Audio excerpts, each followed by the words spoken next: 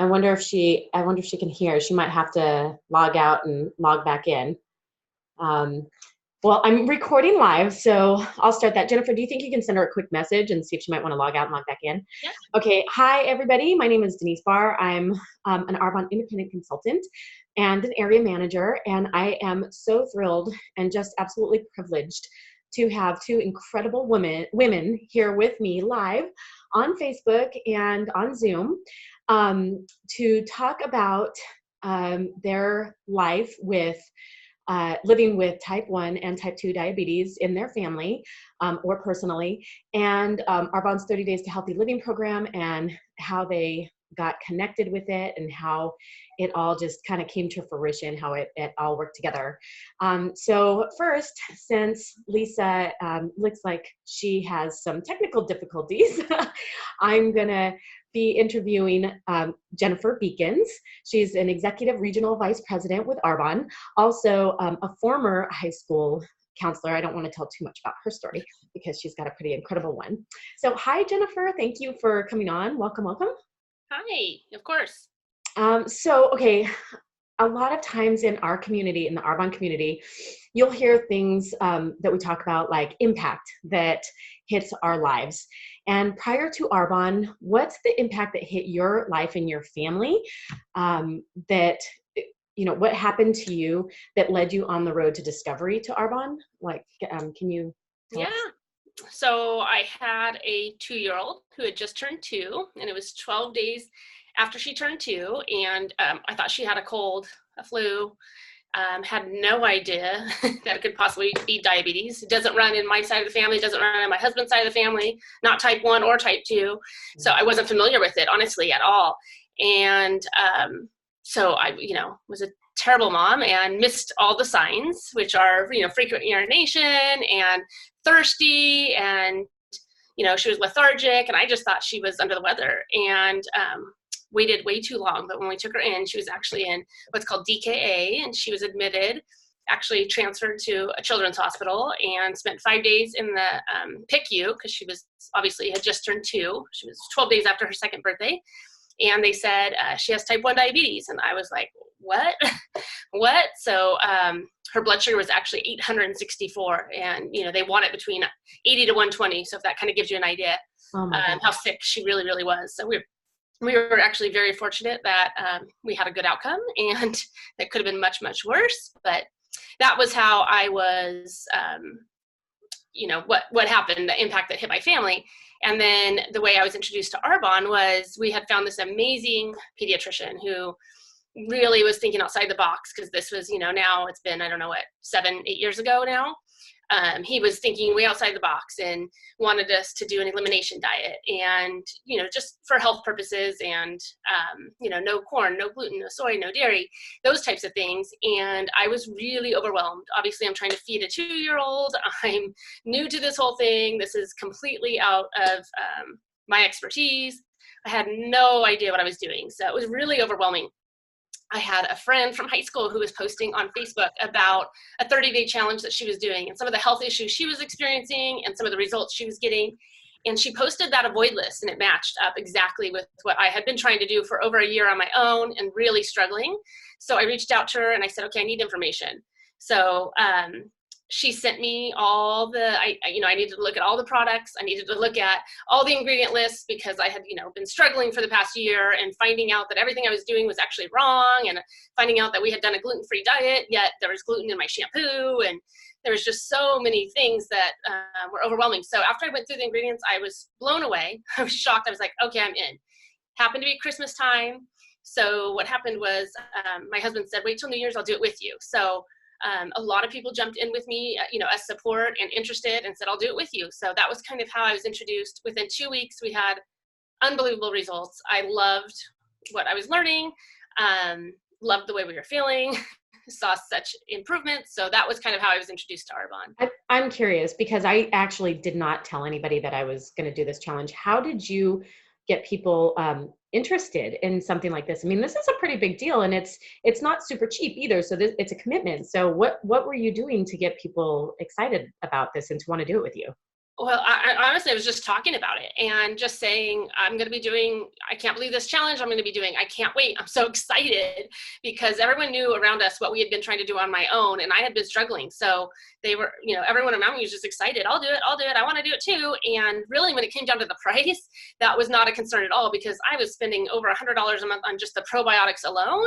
Yeah. So to me, the price was like, it was nothing. So I, saw the value in the price right away. So that wasn't alarming to me. Plus, after the month, I realized how much money we actually saved doing this challenge because we didn't eat out.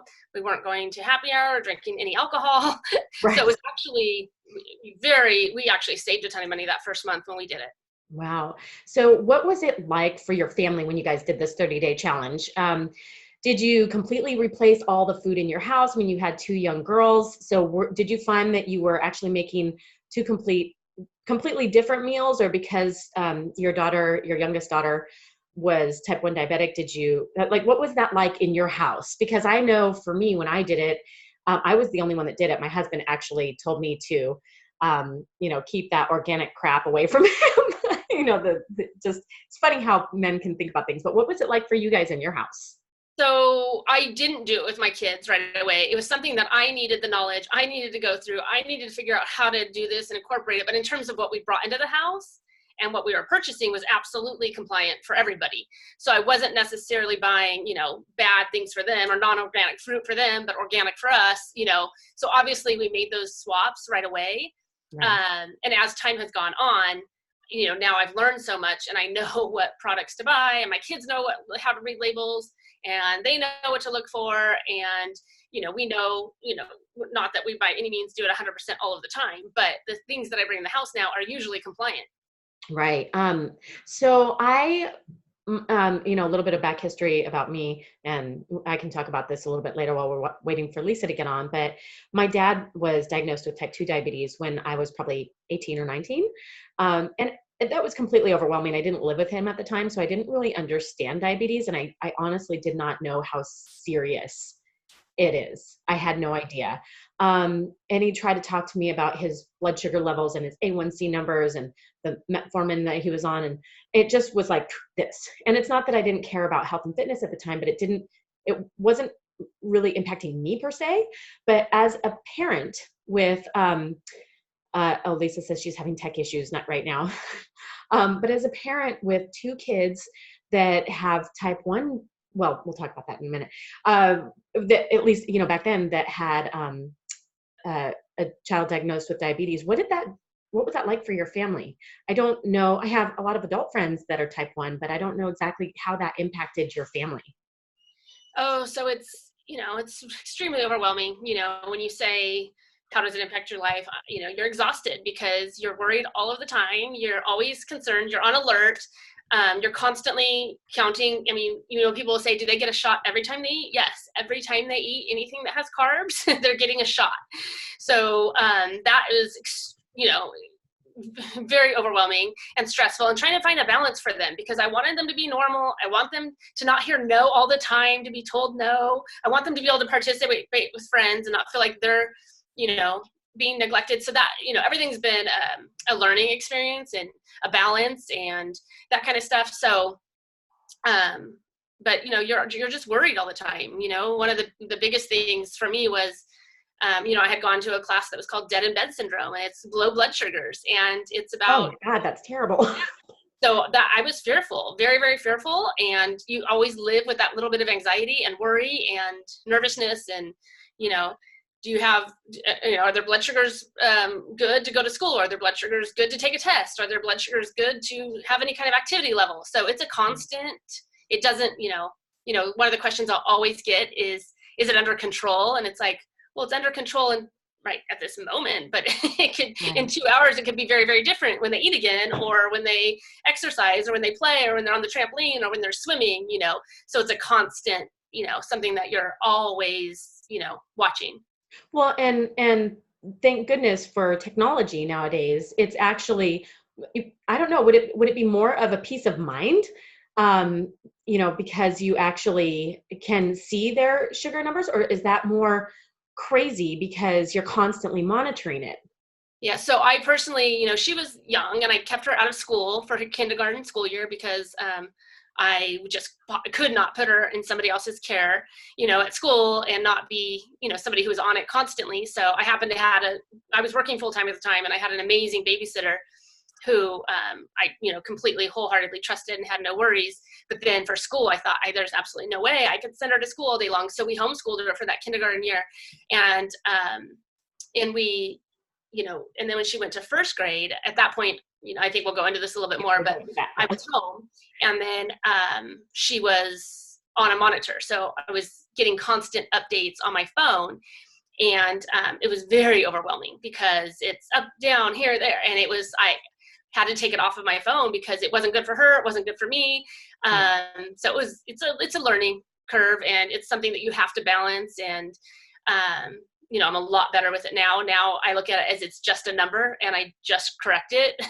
It's Right. not, it's a challenge. It really is a challenge, but it was one of those things where I just found myself just on an anxiety level at all times. And so I thought, I cannot have this on my phone when I don't have control because she's not in front of me at all moments. So, So when you say it's an all the time thing, and actually Tammy commented to our group, being a T1 is a 24-hour job. So for you as a mom, I know your husband's a fireman. Do you have to go in and check her all night long? Do you get a full night's sleep ever? never. I wish. Wow. No, when I do the challenge, when I do a 30-day challenge, I do get a full night's sleep because I sleep through, alarms and everything because I'm just, I get great Exhausted. sleep for some reason when I do those 30-day challenges. But no, it's, every night, it's why are you rising for no reason? Or, oh my gosh, we came home from soccer practice and why are you 50? Wow. I've given you 100 carbs throughout the night and you keep rising and rising. And it's such a balancing act. And, it's you just don't know. And, with the physical activity for my kid or one of my kids, it's 48 hours later. It's not immediate. So it's really hard to balance, the physical activity for us for whatever reason. I have not mastered that. So So during this whole time, you obviously were working full time as a high school counselor. I mean, how was that for you going to work? I mean, did the school call you a lot? Or, I mean, did your babysitter? I know you didn't have her in school at the time, but what was that like for you? Because someone has to give her a shot, right? well, I mean, my babysitter was amazing, but she was in the same boat as me. Like, I just want to verify, is this what you would do right now or not? So yes, it was a constant, even now to this day, I still have all the alerts on my phone when they're at school. Like I know when their recesses are, my alarm goes off just in case. So I'm near in case the school calls. When they have lunch, I have my alarm set. So I know they might be calling with a question, so you're just constantly, on alert. You just always are aware of what's going on. So it's absolutely. And so at this time, I mean, you did the Arbonne 30 Days to Healthy Living Challenge. You and your husband both did it together, and all your friends did it together, and you were feeling amazing. I mean, why did you want to do a network marketing job? What made you decide to sign up? So I wasn't interested. I didn't really even know anything about network marketing. I wasn't looking for a business. I had said to the person I had purchased my kit from, I had said to her, I gave her all those initial referrals. I loved my job. I had no intention of quitting. I just really didn't know it was an option. And, so at one point she had said, it's really kind of dumb for you not to take these referrals. You're already doing this as a business. You just don't realize it. So, and I knew I loved the products immediately and I knew I was never going to stop using them because they had such an impact on us.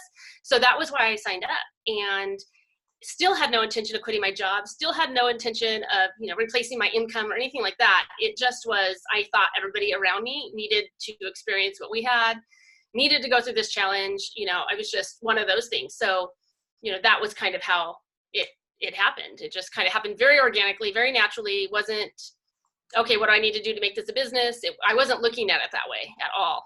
So how did it become business then? I mean, because here you've got two young girls, you've got a husband who's never home because he's a firefighter, and you are a full-time high school counselor and not super close to home either. So you have a commute. And I mean, what made you decide to make this? I mean, what happened? How was that transition from working full-time as a high school counselor to retiring yourself? So it was actually pretty quick when I realized, I mean, I treated it honestly because it's just the kind of person I am. I actually really enjoyed what I was doing. I remember driving to work and getting text messages from people about things they were experiencing and the changes, and it was so rewarding. And it was a lot like my counseling job, counseling people through nutrition and all of that kind of stuff. And I loved that piece of it. So I was just entrenched immediately. I loved it, loved it, loved it. It was just, that part was very, very natural. And then, by my second or third paycheck, when I actually was able to start like, wow, this can just go into savings and this can just be a savings account. And that was kind of how it started. So immediately I started treating it like a business because, I saw the value in that. And I saw the value that everyone that was using the products was reordering. So I saw, okay, there's potential here, but I still wasn't thinking, okay, it really didn't happen for me until I promoted to the regional vice president level. And my husband and I looked at each other and said, did that really just happen? Like, really got there and like, what are we going to do? Are you going to quit your job because you've replaced your income now? And it happened to be in April. Wow. And the school year was ending. And so I said, yeah, I think I should put in, like, I'm not returning. So, and then, my daughter was starting first grade at that time. And so I put in, cautiously, I put in a 1 year leave of absence and stayed just home. to have that cushion. So that was how it happened. So I stayed home for that year, and at that point just thought this is absolutely, I devoted everything at that point to it like it was a business. And it, honestly, it's never felt like work to me. Yeah. Because I enjoy it so much. So it is work. I absolutely work, but I could do it 12 hours a day and it really doesn't feel like work to me. So right.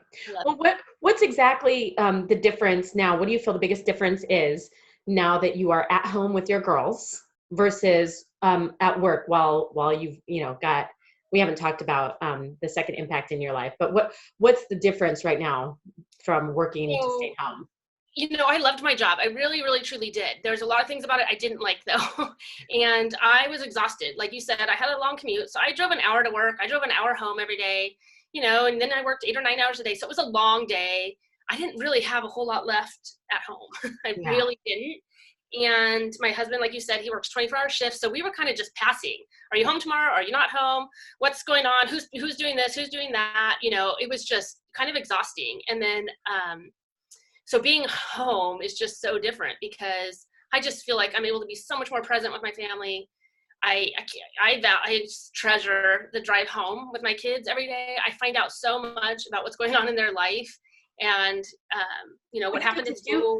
You get to do school things now, school activities, right? Yeah. And I never did that before. So all those little things, it's just amazing. So for anybody oh, sorry, go ahead. Yeah, no, as I say, anybody who doesn't think it's a viable option, it really truly is.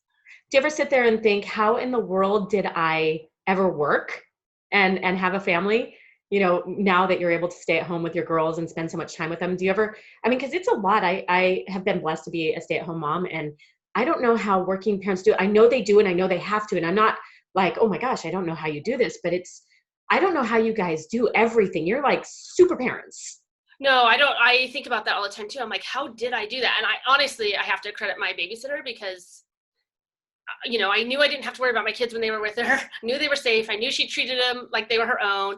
I knew that if I was running late or stuck in a meeting, they were fine, all of that kind of stuff. So she took a huge pressure off of me. But as she used to say to me when they were little, she'd say, it only gets harder as they get older. Once they have activities and once they have, and I look now and I'm like, I don't know how people do it. I truly don't know how people do it because I still feel like, how do you get by? I barely get by sometimes, so it's exhausting to work all day and then come home and cook and then clean and then do your laundry and then go grocery shopping and the things that people have to fit in. And the sports and the school activities and all that kind of stuff. So we were talking about impact and you had one pretty big impact prior to Arbonne. And then I'm already going to get all choked up for you right now. What was it? 2 Decembers ago, right? It wasn't this November. Yeah. It seems like it was just yesterday, but thank goodness it was a while ago. Another impact hit your family. And would you like to kind of share? Yeah, it was my 10-year-old at the time, my older daughter.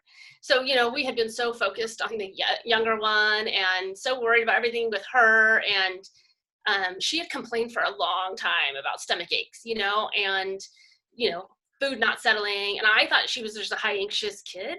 So again, I wasn't really picking up on things that might've been bothering her. And, she was diagnosed same thing. So in the middle, she got up to pee in the middle of the night and several times for a couple days. And I thought, this is weird. So it was in the middle of the night when I'm checking my other one, and she gets up and goes to the bathroom, and I said, come here, I'm gonna check your blood sugar. And so it's, 11:30 at night in the middle of the night, and I check her, and I mean, like, just gut punched. Just. How high was she? Huh? How high was her sugars? She was like 380. She was a lot lower, or 346, something like that, a lot lower. And she wasn't in DKA, so we caught it sooner. But by the time we got to the hospital and they didn't start her on insulin right away, by 6 a.m. she was in DKA. So then same thing, spent another 5 days in the ICU and started all over again. Hers actually is a lot worse because she has celiac and Hashimoto's. So, I mean, she can absolutely not have any gluten at all. So, I mean, even the cross-contamination we see effects from. So hers is a lot more challenging. Right. And so I remember at our Discover Arbonne, I think it was last month or in December, you had shared that she decided she was going to do the 30-day healthy living challenge. What was that like? I mean, I've got 3 boys and 2 of them have done the challenge several times, but what was it like for her, given, especially because she's type 1? I know that I think you have to coach people. I've never coached someone with type 1, but I think you have to coach people differently between type 1 and type 2. Am I wrong or correct? Or yeah, I mean, low blood sugars are low blood sugars, so for both they're going to be a concern. But yeah, I'm absolutely they're type 1s are going to be insulin dependent, and type 2s can lower their insulin, can get off of insulin, that type of thing. So there's going to be some challenges and differences for sure between the two. But they're both, equally dangerous and concerning and all of that kind of thing. So, yes, you can't possibly do it 100% necessarily if you have a low blood sugar and you have to treat it. Right. And you have to have juice, so we don't do it necessarily 100% with her. But she's amazing in the sense that, I mean, she can say no, she can pass up on stuff. It's amazing to watch. It's, one of those things, but it's also watching her do it. As a mom, you have to find that balance. I don't want her to be so resentful. I want this to be able to be sustainable for her. I want it to be lifelong things that she makes those changes and those kinds of things. So we see complete improvements when she does a shake in the morning for breakfast. I mean, it sustains her. Her blood sugars are great up until, lunchtime. It's just amazing. Obviously, does she feel different? I can definitely see a difference. There's so much of the, you haven't complained about stomach aches in a while, or so she's not cognizant of it. Those little things. So I don't know that she notices what it is, but for me, I absolutely can tell the difference for her. Wow. But little things like, she's on they gave her so many supplements, we want you on a probiotic, we want you on a prebiotic. And so now she didn't want to take all those pills. So really it was a waste because I have all these supplements sitting here and she doesn't want to swallow 20 pills. Yeah. So what I do is I can sneak that probiotic in her, our probiotic, prebiotic, and enzyme right into her shake, and she doesn't even know it's there. And so I've been able to eliminate so many things. They have her on a CoQ10 supplement. Well, I give her a Mind Health, so there's so many little things that I can do that, she doesn't even realize are happening. But so those little things are huge. But I don't, with her, honestly, don't restrict her necessarily as much as we might our adult challengers and that kind of stuff. But the products and what we use, she loves her pasta. We have, I found a great pasta that's high in fiber and low in carbs, and, it's approved and all that kind of stuff. So we do those kinds of things. And so she doesn't feel deprived. Absolutely. She decided to do this on her own, right? 100%. She knew her dad and I were doing it, and wanted to jump in and, do it too. And she definitely feels better, That's so fantastic. I love hearing that. I had a little girl over here last night that really should do this. And I know she's very scared. So I brought in Andrew and Adam, my 2 boys that did this, and they're just telling her, it's fine, it's okay, but there's a lot of concern about what other kids are thinking about them at school and what they bring to school. Did she ever run into any She actually loves it. So I'll do, we figured out how to keep the quinoa warm in a thermos, and I figured out how to do pasta that she can take. So to her, it's like heaven. She's loving the food she gets to take but I make them little sandwiches on their brown rice cakes, and it's just, we don't, typically do bread in our house. So she does, brown rice cakes and sandwiches, and that's what she eats. And they take their fruit, and, obviously I don't limit their fruits and that kind of stuff, as strict as we might be for everyone else. If they want to eat fruit, I let them eat fruit, those kinds of things. So just little changes. Yeah, that's awesome. Well, thank you so much. I know you had to kind of rush home and make sure to get on and do this, and I really, really appreciate it. And we're going to speak to Lisa next, but I also see Tammy's on here, and she's a type 1 adult diabetic. So this was not planned, but maybe after Lisa, she might like to say a few things as well. So, okay, she's giving me a thumbs up. Awesome. I'd love to hear her perspective too. Yeah, thank you. Okay, so okay, we're going to bring Lisa on. Did you want to unmute yourself, or do you want me to, Lisa? Gotcha. I got it. All right, my favorite person, one of my favorite people. I love Jennifer, and she's my favorite person, and Lisa's my favorite person on the East Coast. And thank you so much for saying yes for doing this. I know we did this about a month ago, and we tried to go live on Facebook. It didn't work. But I think round 2 is going to be so much better because I've got Jennifer on here, and then we're going to have you and Tammy, of course. So this is fantastic. Okay, so I would love to introduce Lisa Dabbs. And Lisa, I'd like you to tell a little bit about yourself, what you did prior to Arbonne, and the same thing during Arbonne until just recently. So can you please give us a little bit of information? Yes, absolutely. Thank you for having me. Hello, everybody. I am Lisa Dabbs. I'm an Executive Regional Vice President with Arbonne, an independent consultant.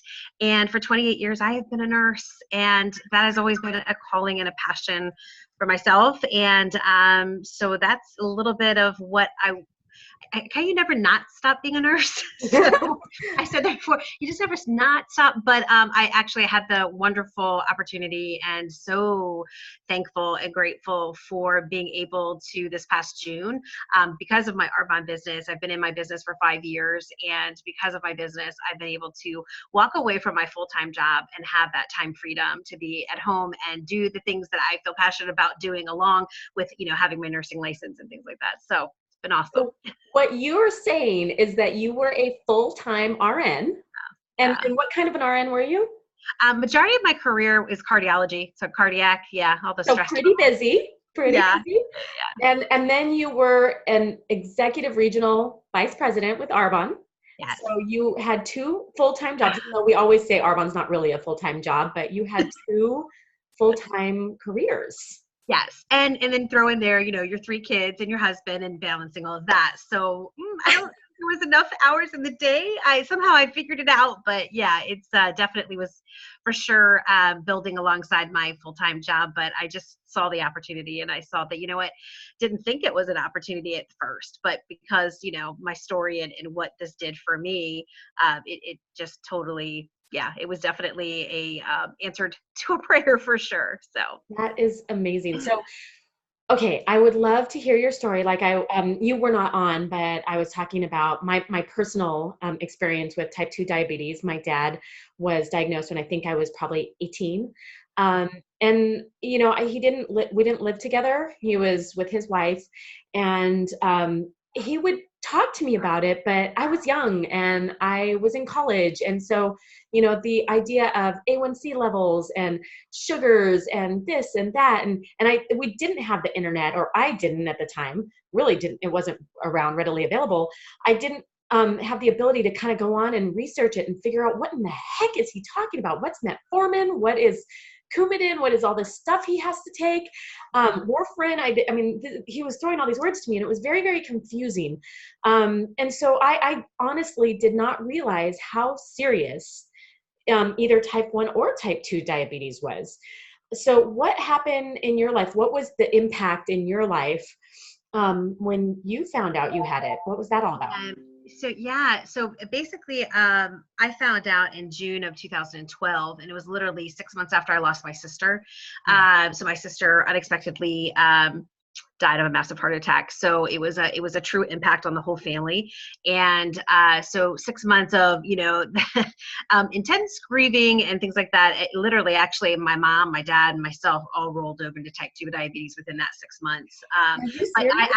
Yeah, all three of us. Yeah, for sure. Oh my Yeah, we were all like boom, boom. Like I was diagnosed first, and then it was like a month later after that, and then it was my dad, and it was just like, you talk about major impact. And yeah, so and really, I a lot of people say, well, did you have any signs and symptoms? And I'm like, well, when you're under that cloud of grief, you just, obviously you're just trying to get by, and trying to navigate your kids and everybody else, through, that process. And I just started feeling, I wasn't really eating. I just, it was just, a spiral basically. And I will say, it was a wake up call. I remember the day that I woke up and I just, I had some numbness in my thumb and my index finger. And I just thought, oh, I slept wrong. Like I slept, and I couldn't, it wouldn't go away. And I was like, all right, okay, well, it'll dissipate.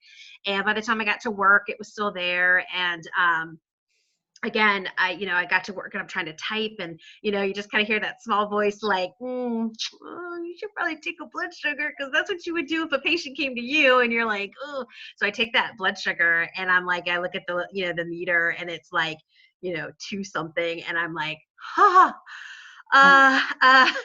on, wait a minute. And I remember, making a call to my doctor. I was at work and I said, look, this is what's going on. And they're like, yeah, you need to immediately come here. And I remember, sitting in the office and saying, you don't understand. I don't have time for this. Like, right? Like something you would say. Okay, Lisa, we'll pencil. What would you like this? We'll pencil this in later, we'll just shred the paper and it'll go away. Right. Well, nurses have a way. I saw the nurse. And so I'm sitting there like trying to state my case. Like, if I say it enough, they're going to like feel bad. And she was like, with the box with the glucometer, it was like, this, my friend, because I kept saying, I don't have any more room on my plate. Like, I don't have any more room on my plate. Like that, if I said it 10 more times, it was going to like be magic or something. And I remember it, literally she took the box, with the glucometer and she set it right in front of me. And she's like, and this, my friend, is your plate. And I was like, and she's like, if you don't get this together, you are going to, you are going to be of no good for anybody. So here you are, a nurse, type 2 diabetes diagnosis. And it was like, okay. So I knew it was a wake-up call. I knew it was a wake-up call, which I have to say I am thankful, even though it was a diagnosis I really didn't want. However, I turned around. I was like, okay, I got like, okay, I have my kids. Like I got to take care of me, because I'm going to be good for nobody in my family. So I did. I started eating what I thought was right. We'll get to that later. And so did that, and then I started, of course, like getting some exercise, and that actually did help stress level and the grief part. And so it was, like I said, something that was so detrimental was also a wake-up call, in a way, a path that led me to something else. So of course, being going to the doctors, they're like, well, you need to start you on meds. And being the compliant nurse, I'm like, well, of course we need to do meds. So it was double dose metformin, and I'm like, okay, well, then all of a sudden, I started having side effects, and I'm like, and so for about 2 years, I was really struggling with it. I mean, my blood sugars were fine. My A1C came down beautifully. I mean, everything was just like back into kind of order, but I was feeling awful. Like I felt like, at the time I was 42 when I was diagnosed, and I was like, I can't live like this. I mean, I'm 42. Like I know what this looks like. And that was it. And it was just kind of like the questioning of like, I just can't, I can't do this. What were the side effects? I'm curious. Well, let's just say I knew where every single bathroom was from any time I was shopping or going anywhere. And it was just the way that the medicine hit. And I did. It was just like, I don't know how I'm really absorbing the medicine, because I don't really feel, it was just nonstop all day long in the bathroom. And I just was like, so I had such GI upset that it just was like, I felt like I had Crohn's, or, where somebody had to know where every single, like, where am I? When is this going to hit? it, it just, yeah, and I'm thinking, here I'm compliant with the food, right, that I thought was compliant, and but yet I'm on this double dose, and I'm thinking, well, this is going to be my lot. And then I just started seeking. Like, I just thought, okay, I hear the buzzword clean eating. Okay, well, Google that, and there's 50,000 ways to do that. So then I was overwhelmed, and then I was like, okay, I don't know. So there was a lot of prayers going out there to say, God, you're gonna have to show me, because I just know how bad I feel, and I just can't imagine this is how I'm supposed to feel for the rest of my life. Just to give an idea to everybody, when you went to your doctor, Yeah. did they recommend that you go see a dietitian? Did they give you a sheet of paper with? Yeah, so I will say, and being a nurse, I mean, a lot of times we are the hardest patients sometimes, but I was really like, I knew this was a wake up call. I knew my health was spiraling. And so they did. I mean, they, per insurances, things, I did have an 8-hour class. And of course, I didn't go in saying, well, I teach this, like I teach diabetics and things like that. I went in like as if I didn't know anything. I mean, they knew I was a nurse, but like I actually really did come away with a lot of education on how diabetes hits your body, what it looks like, like, and just the effects of it. And I thought, so I mean, they did have some really good education. So I did have that, and I did get to meet with a registered dietitian. So I mean, I did have that. So I will have to say it wasn't like I didn't have any support. So. Well, and I promised a friend of mine that came over last night that I would ask this question as well. So while you were diabetic, did you have that constant thirst? Like were you guzzling liquid? And your neuropathy, did that get worse? That just, as soon as really that was like probably the thing that kind of got the wheels turning that day of like something's going on in my body, because it was that numbness. I've never had it since. And literally, like, by the time I went to the doctor and kind of just turned it around, I've never had any of that neuropathy, like that type of thing. It was just that, I think, because the blood sugar was high, and that was what my body was like indicating, like, hello, alarm, right. But I didn't have the, like, like Jen was just talking about, her daughter getting up in the middle of the night, and wait a minute, this looks familiar again. Like, I didn't have that. I didn't have this, like, oh my gosh, this like thirst, like, cause I think it was just kind of like, just so sudden, like it wasn't. And again, probably I wasn't really tuned in because of the grief, I'll be honest. Right. But I don't remember like going, I can't get this, but I have had lots of patients and friends of mine, family, those kind of things, who said, oh my gosh, they knew something wasn't right because they just could not quench that thirst. So your doctor, you go to your doctor. Yeah. He diagnosed you with type 2 diabetes.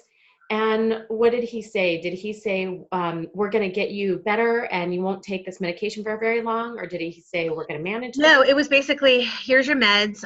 They referred me to an endocrinologist. So I started seeing the endocrinologist, and basically was like, hey, this is the lot. This is what we're doing. This is how, the thing.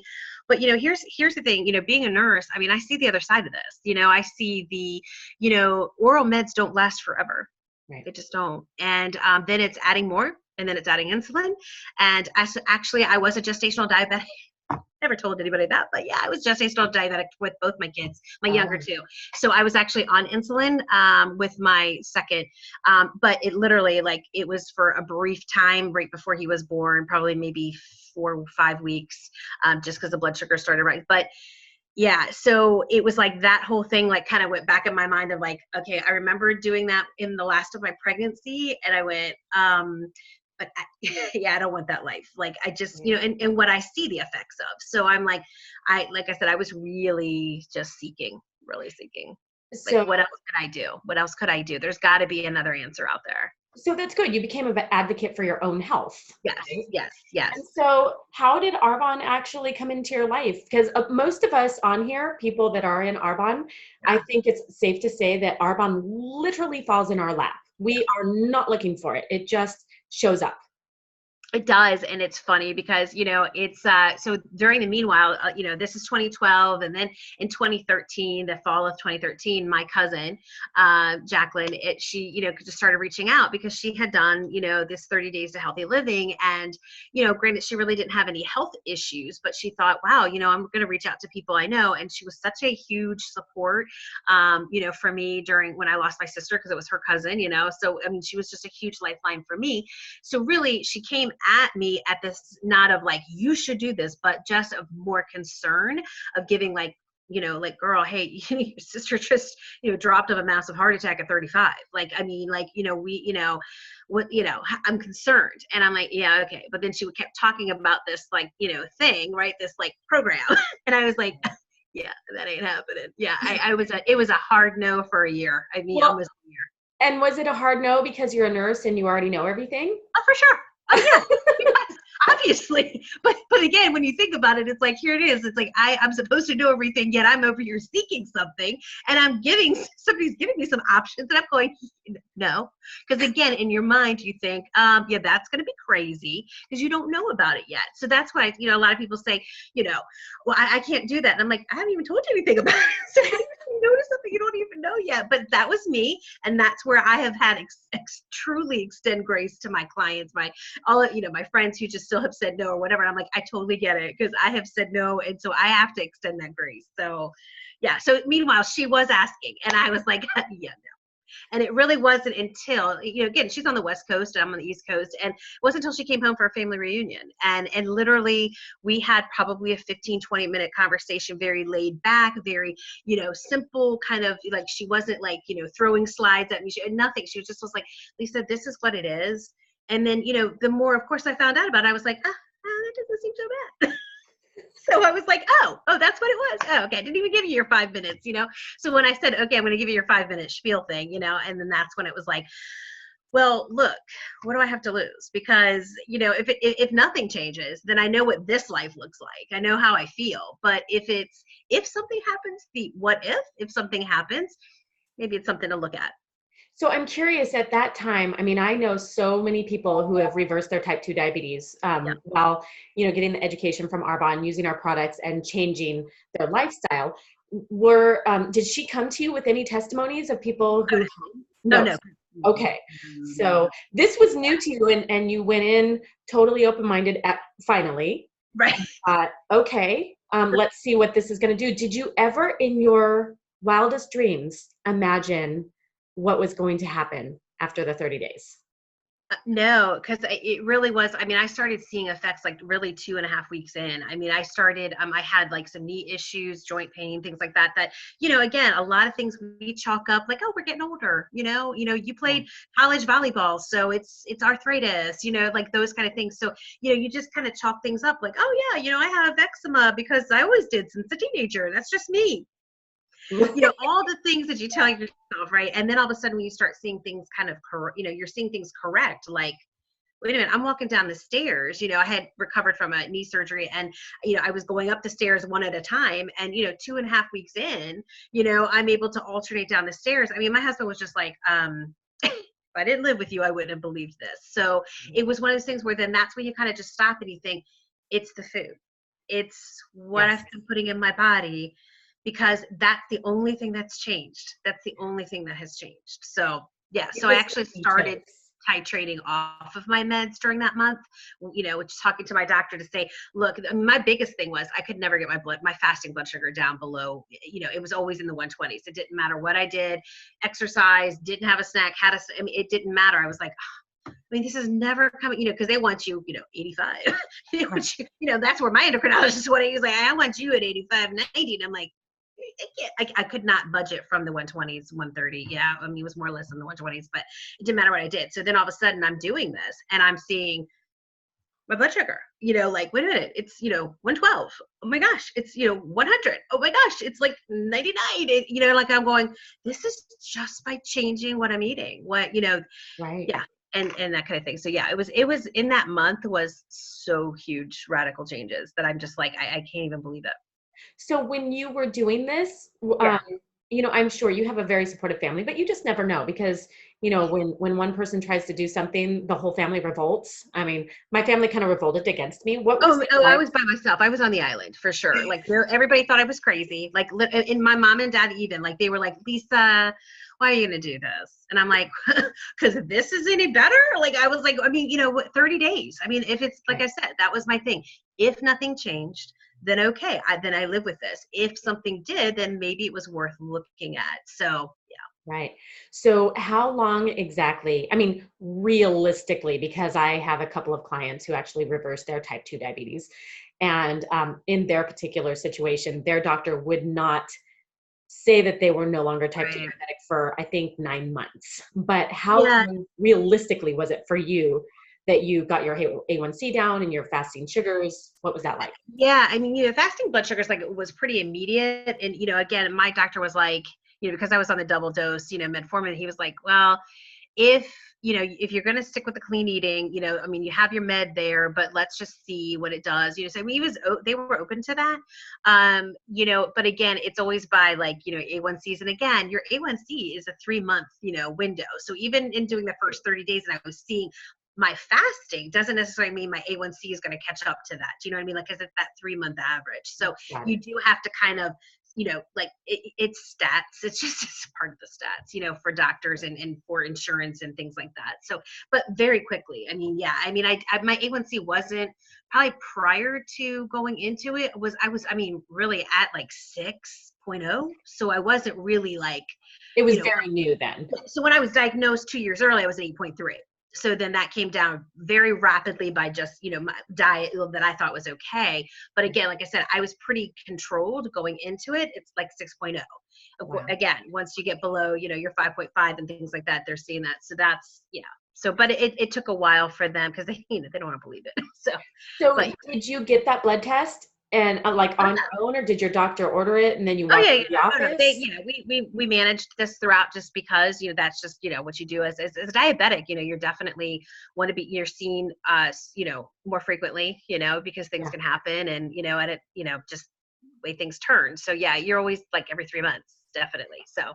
And so was your doctor kind of, did he want to do extra testing, retest you? Did he believe what he was seeing? I mean, was he receptive to Well, it? let me just say one of the reasons that probably drove me to actually not realizing I was going to do the business, but it just drove me because it just burned something inside of me was when I went and I was probably about 6 weeks after, doing the program and, they were like, what are you doing? Like, this is my GP. And so they were like, what are you doing? And I'm like, oh, I took out dairy and soy and, all of this and, artificial sweeteners and blah, blah, blah. And, cause they're like, wow, your weight's down, your skin's glowing, your A1, everything's looking really good and all of this kind of stuff.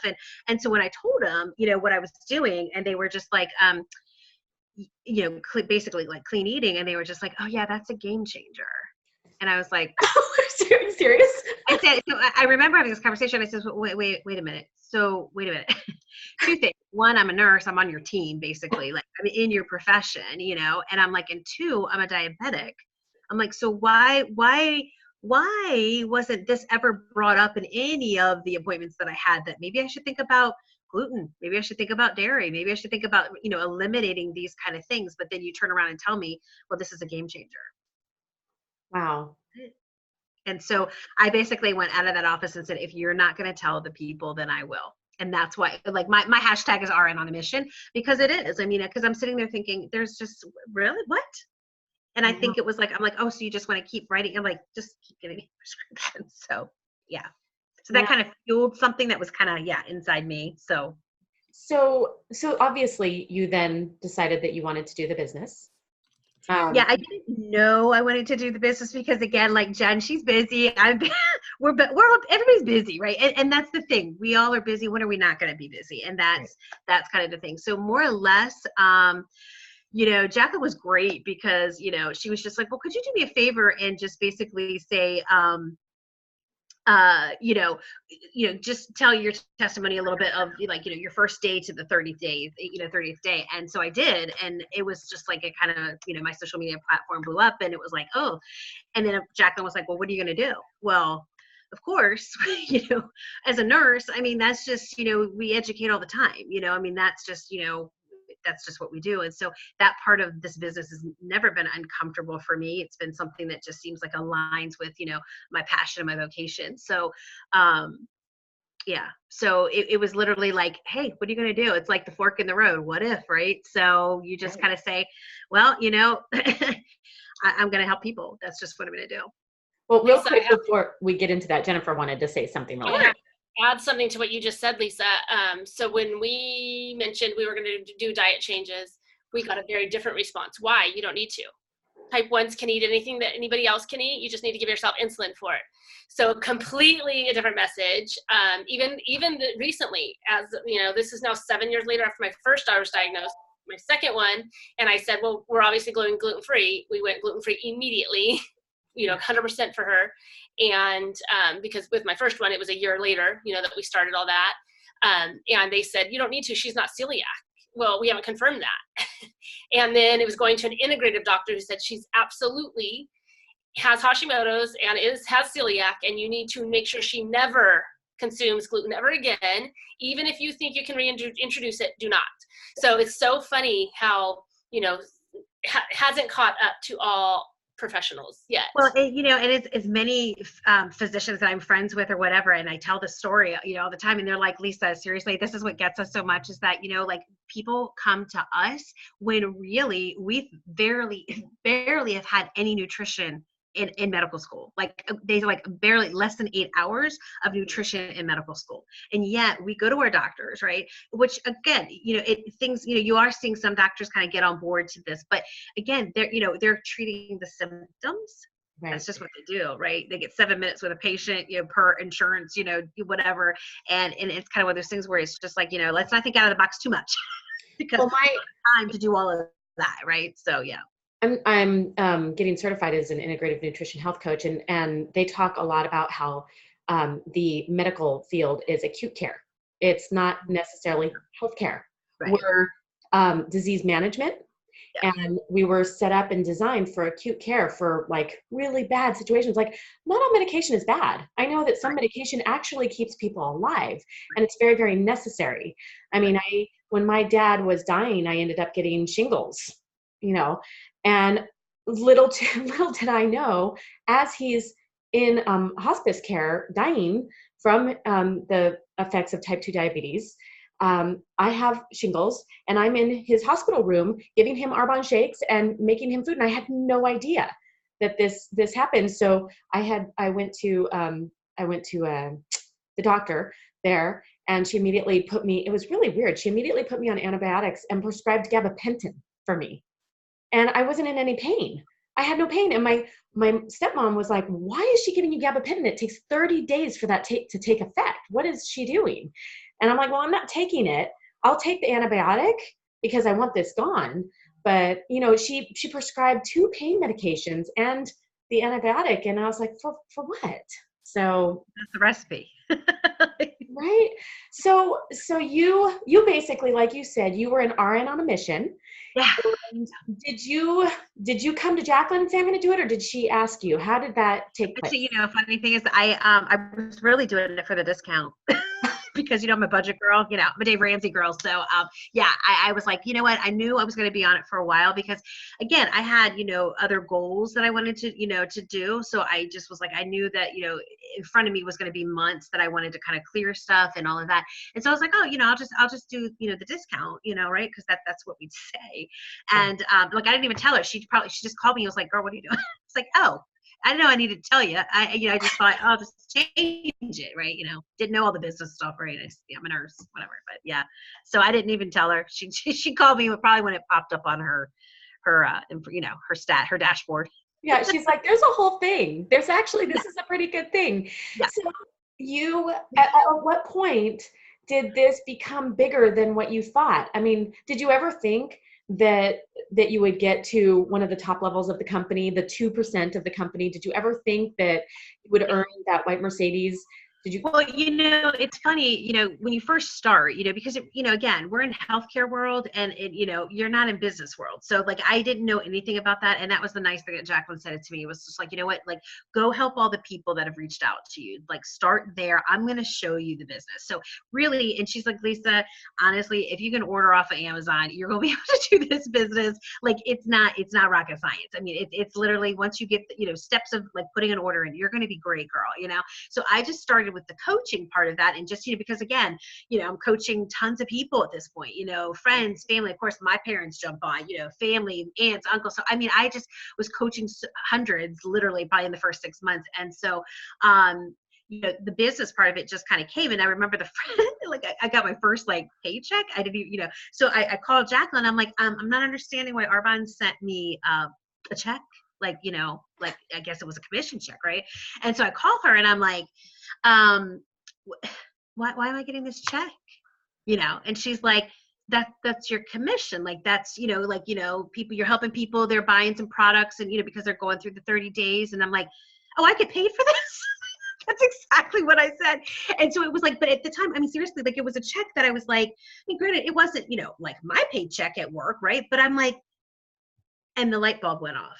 And then I went, wait a minute. The things that I've been, thinking about, like that I wanted to do, again, I don't have overtime and things like that. And you're just sitting there, you're like, because I'm helping people, I actually get paid for this. Like I'm like, what an awesome idea.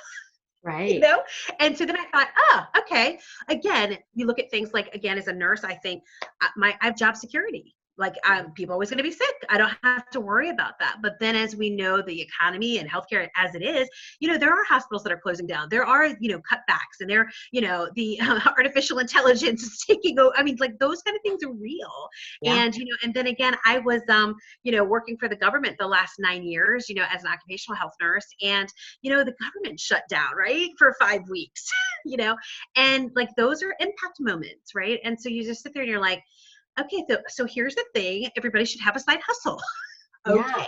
Did I think the side hustle would end up being, replace my salary? I mean, wow. And then now far exceed it with other potential? No, I didn't know. Yeah, like that was like kind of on the way. But I do know it early on when I started engaging into like figuring out what Arbonne and the model of it, and just like basically like really kind of tapping into the Discover Arbonnes. It was like I started seeing this and I thought, so I'm seeing everything in California because I was really a team of one, and realized yeah, okay, well, if they can do it, and this is before Mindy and Tracy, all of them, before they were even MVPs.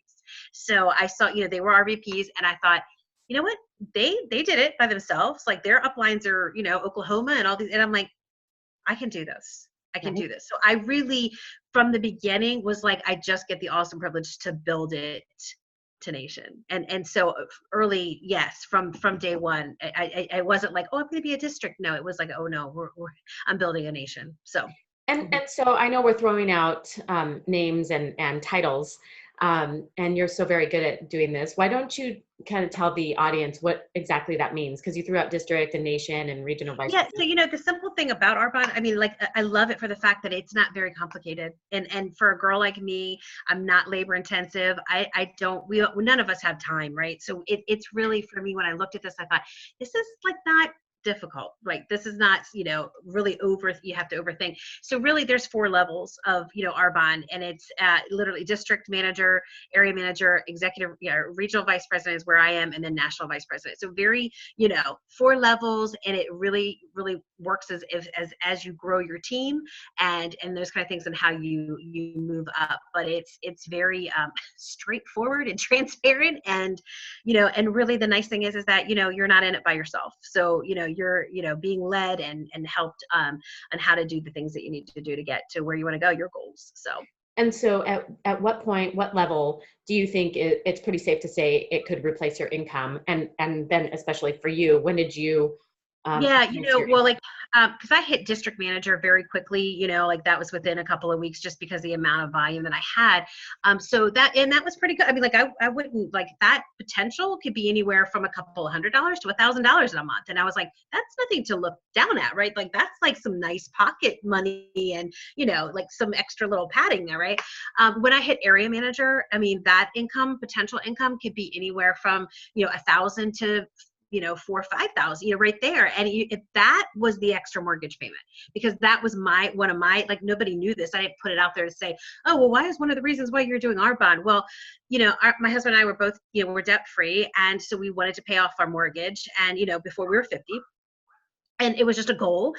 And again, it's like, well, okay, we're paying some, really can't afford to pay anything extra at this point, but then when Arbonne came in, it was like, I had that area manager level, and it was like, that's an extra mortgage payment. That's like that, so then it was, okay, so, then when I hit region, then it was like, okay, now this is matching my actual government job. So then it was like, okay, so then it was able to pour, and and so literally 4 years of my business, we paid off our mortgage, yeah, and I turned 50 next month in March. So, so we did it a year and a half early. So. Well, and at the area manager level, that's where I'm at right now, getting ready to go region here pretty soon. But at area manager, the really cool thing is that you get to will your business to your family or to whoever you want. So I loved hearing that, because I don't, as a stay-at-home mom for 12 years, I didn't feel like I had a legacy to leave my family other than the life insurance policy that we took out on me. But, to be able to leave, to will my business to my family, I thought that was pretty huge. And then of course you got that, you earned the white Mercedes, the $800 a month bonus for that. And at the time, I'm curious, in Maryland, were there very many around there?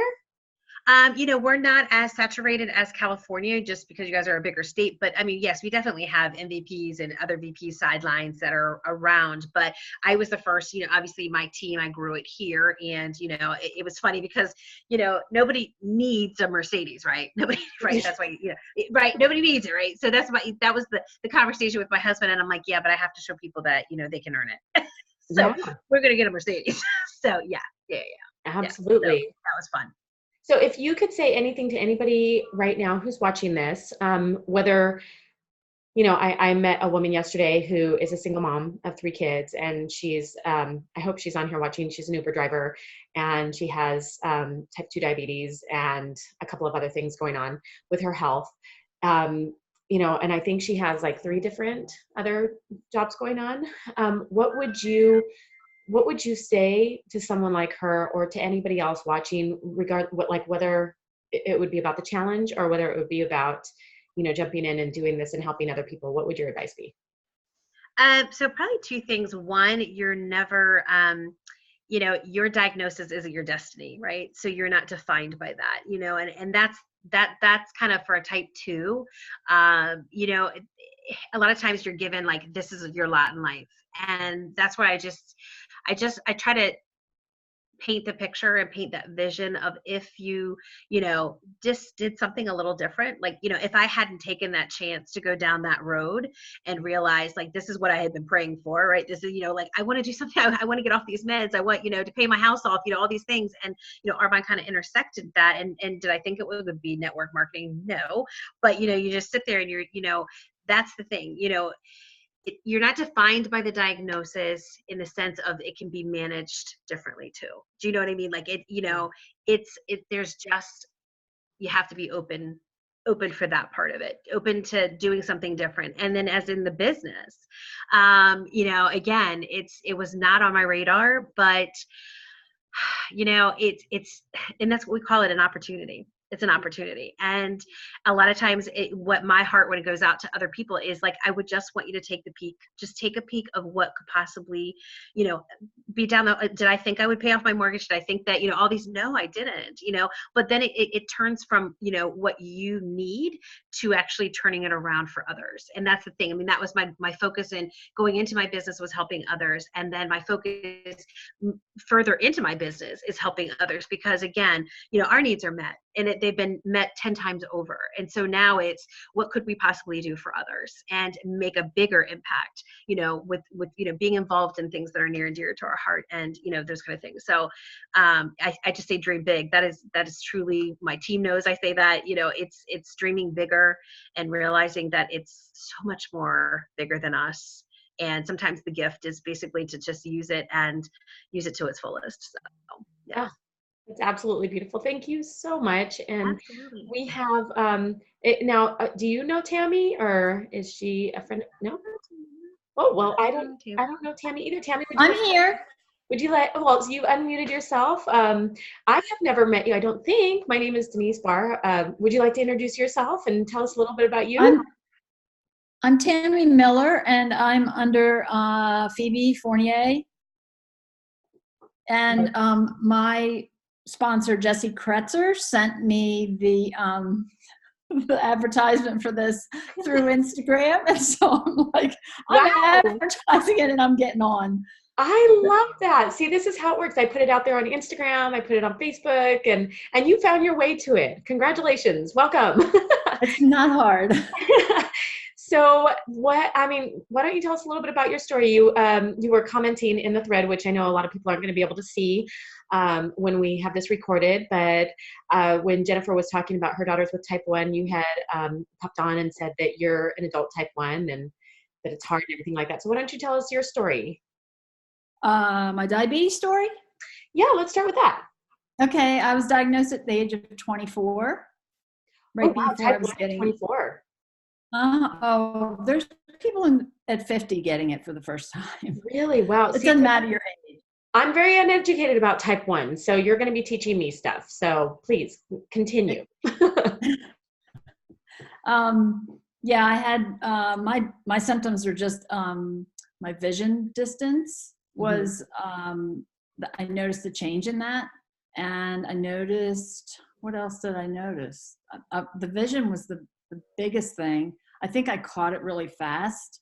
I know that I had a cold or virus or something, and that sometimes is what causes a weak link, and genetics, it just attacks the T cells, attack the B cells, and that's what happens. So looking back, I know I went through a period called the honeymoon period where you don't need as much insulin, but of course I still needed insulin. Mm-hmm. And like everybody was saying, I mean, I saw a diabetes educator or a dietitian, and please, I'm not trying to bash anybody because there are plenty of them that are good, but most of them are type 1s themselves. Even that, with that, I mean, now when I'm going to the doctor, I have a whole team at University of Virginia, UVA. So my endocrinologist is there. I see, just because I'm a proactive person, I see a cardiologist. And again, I'm 59, or 58. And I just see these people because I know that that's the best way to stay on top of all of the complications that can come with the disease. I see a retina specialist and have that checked once a year, cardiologist once a year, endocrinologist four times a year. Wow. I've been in UVA studies for the insulin pump and the artificial pancreas system. So I was afraid. I became a consultant in 2015. I was using some of the products, but I was very hesitant to do the 30 days to healthy living for what it would do with my control of my diabetes. Because anytime you change anything, it's another variable that you're changing, and it can have triggered just changes all the way down the line through your day. Right. And even into the middle of the night. So within 2 days, I saw my blood sugars evening out when I tried it and started it in 2017. And ever since then, I have seen my A1C slowly decrease. My last reading was 6.5. And so what's the difference? I mean, I know Jennifer was saying that you might have some type of a crash, so you might need to have some orange juice or something else to bring those sugar levels back up. So what is the difference between a type 1 diabetic doing the challenge and a type 2 for you? And obviously I'm thinking you've been coaching people through it as well. What's the difference? I haven't had too many diabetics that I've coached that I can recall. I mean, I've talked to a number of them for other people because that's the type of person I am. I am somebody who, I don't care who anybody's under. If you're with Arbonne and you need me to talk to somebody as a type 1 about doing the challenge, I'm there for you. That's awesome. Did you notice that you had to adjust things? Like we have a certain guidelines, to coach people through the challenge. Were you able to do everything exactly the same, or did you have to adjust things? No, I did everything the same. The only thing that I changed was if I had a low blood sugar, I either used glucose pills, which is a chewable concentrated thing of glucose, or I use juice. Okay. That's really the only thing and I use apple juice just because orange juice is more acidic. Yes. That's pretty much the only thing that I did differently. And so at what point did you decide, oh my gosh, this is amazing, everybody's got to know about it, I'm going to jump in and I'm going to do the business and I'm going to help coach people to a healthier lifestyle? I started doing the business in 2015. Mm-hmm. I didn't do the 30 days till 2017. Oh, wow. Oh, okay. It was a little bit reversed. I'm sorry. I didn't realize that. So, and I started using the skincare in like 2009, maybe, but I was a PC. Okay. And, what would you recommend to anybody out there? Because I do have a few type 1 diabetic friends. How did this make your life easier doing this challenge? Do you have any advice for anyone? What you would say? I live it probably 90% of the time. That's the way I live all the time, because it makes controlling my diabetes so much easier. And it also,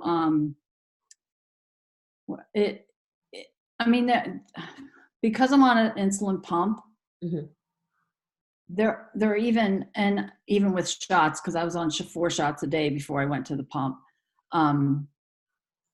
you get areas in your body that have scar tissue, and so the insulin doesn't absorb as well. Or if my infusion site needs to be changed, I notice a change in my blood sugars. But doing the 30 days doesn't have anything to do with that. I'm just saying that that's another variable with the disease that you have to stay on top of. Right. So the 30 days makes it that much easier. I will say even, I sleep better, my mood is better. I've gone off almost all of my depression medication. I've gone off of my statin that I was on because my cholesterol came down. That took about summer of 18 is when I went off the statin. And prior to that, I was taking it like every other day. And then what was and it's continued. Obviously I'm not back on it, so my cholesterol is still good. My mood is definitely just more even keel because my blood sugars are more even. Wow. That's amazing. I love hearing that because I didn't know a lot of people with type 1 that have done this challenge. And like I said, I know a lot of adults that have, well, not a lot, I have a handful of them, and I don't really know how to not come at them, but, present it to them like, hey, maybe you might want to try this, because I didn't know how it would work for them. So having you and Jennifer on to talk about your experiences is huge because it just gives me confidence that it's okay to do our challenge as a type 1 diabetic. It's totally fine. You'll be okay. It's helpful, stuff like that. It's great to know. Yeah, you do have to, you want to stay on top of your blood sugars while you're doing it, and you may have to reduce your insulin intake. Got it. So do you have the port and does it go to your phone and is it automatic or do you have to adjust? I don't use my phone. I have the Tandem system that goes right to the pump itself. And so I choose to use that because the technology with the phone is not always, I use Dexcom, which is the other continuous glucose monitor. So their app doesn't always work and it just frustrates the heck out of me. So I just use what's on the pump. That's well, I don't even know how you guys do it. That's just, it's like Jennifer was saying, it probably overwhelms a lot. And, you just have to, I think doing the food and managing it that way and being able to watch your sugars, it's got to be just so free. Does it feel freeing to be able to not have to monitor it as much or just know that, it's a little bit more stable? Oh, yeah, most definitely. But I still pick up, I don't know how many times a day I look at my pump to see what my reading is. Yeah. Yeah. When you started noticing a big difference, did you want to check to make sure that your pump was working? Like, is everything yeah, working? Well, actually, I probably did a lot more blood testing then just to double check it to make sure that the pump was giving me the right number. Got it. Okay. And so I guess, I think I already said this. I didn't write anything down to ask you, but if there's anything you can say to anybody out there who's watching, about Arbonne or about doing the challenge or about the business itself, what would you say? Well, first of all, for the 30 days, I would say do not be afraid. First, your coach will hold your hand through it.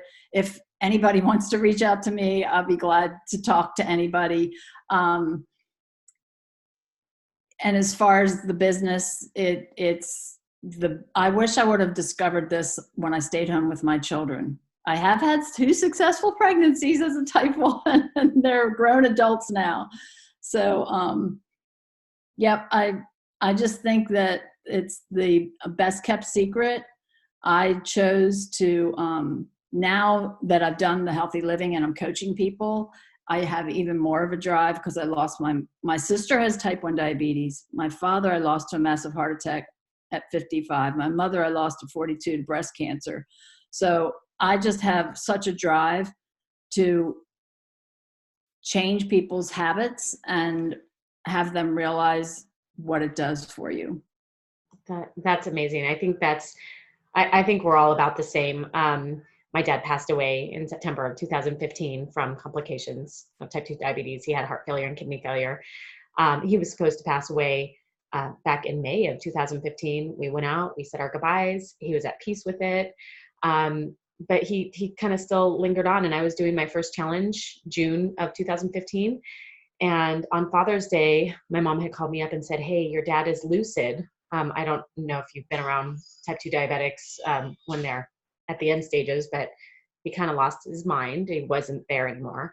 But she said, "He's lucid. Do you want to talk to him?" It was Father's Day. And I said, yes.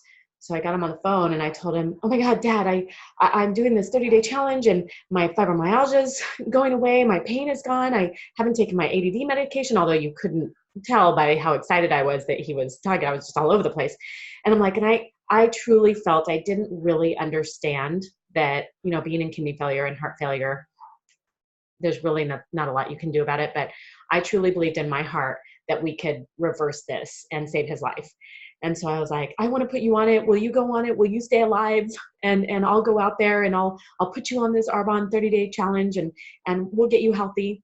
And so he said yes. He something clicked inside of him and he stayed alive. And I went out there on July 7th, the day before his birthday, and I started juicing fruits and vegetables, and I made him shakes and gave him the Digestion Plus.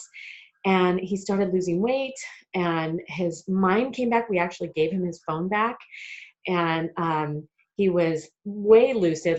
It's crazy what food can do for you and your mind. And he came back and he actually, it's a little sad, but the last phone call I had with him, he had called me up and he had said, "Daughter, I just wanted to call you and thank you so much. I've lost, 40, 50 pounds. And I think this is working and I want to live. I want this. I want to get better. And thank you." And, unfortunately, I guess I could say he died happy and he died in a better place than, a prisoner in his own body, even though he was still a prisoner in his own body, but he had hope. And so if anything, I was able to give him hope. And just like Jennifer and just like Lisa and just like you, I am on a mission to help people to get healthy and to, just learn what food is actually doing to us and can do for us. So, and I think anybody can do this. I know anybody can do this. I didn't know what I was doing when I signed up to be a consultant. And I know I'm a consultant, but I always like to say I'm an Arbonne clean eating coach because I am out there to help coach people to better health. So that's what I say. And I just wanted to thank you all for coming on here because we just have this passion for getting people healthy. And I don't know, we're going to change the world. I know that. We're going to change the world and we're going to get the whole world healthy. So thank you all so much. This has been such a long call, but thank you all for being here. And if anybody wants to add anything really quick before we go, please feel free. You all good, Jennifer and Lisa? I wonder if they're probably off doing something right now. Thank you for doing that, Denise. It was great. Yeah, you're welcome. Thank you guys so much for popping on. Sorry, I get a little emotional. But thank you all for everything that you guys do and for your constant support and guidance with me as well. We're Jennifer actually is my direct upline. Lisa's a sideline sister, and obviously so is Tammy, a sideline sister. We're not on the same team, but we're all here to help one another out. So if you guys have any questions for any one of these people, I'm sure they wouldn't mind if you reached out to them. So thank you so much, ladies. Thank you. Yeah. Tammy, where are you in Maryland? We lived in Hagerstown for 25 years, and now we live in the Shenandoah Valley. Okay, great. That's great. Nice. Nice meeting you. Yeah, you guys have a great evening. Have a good night, and we will talk soon. Good night. Good night, everyone. Tammy, will you type in your last name so we can friend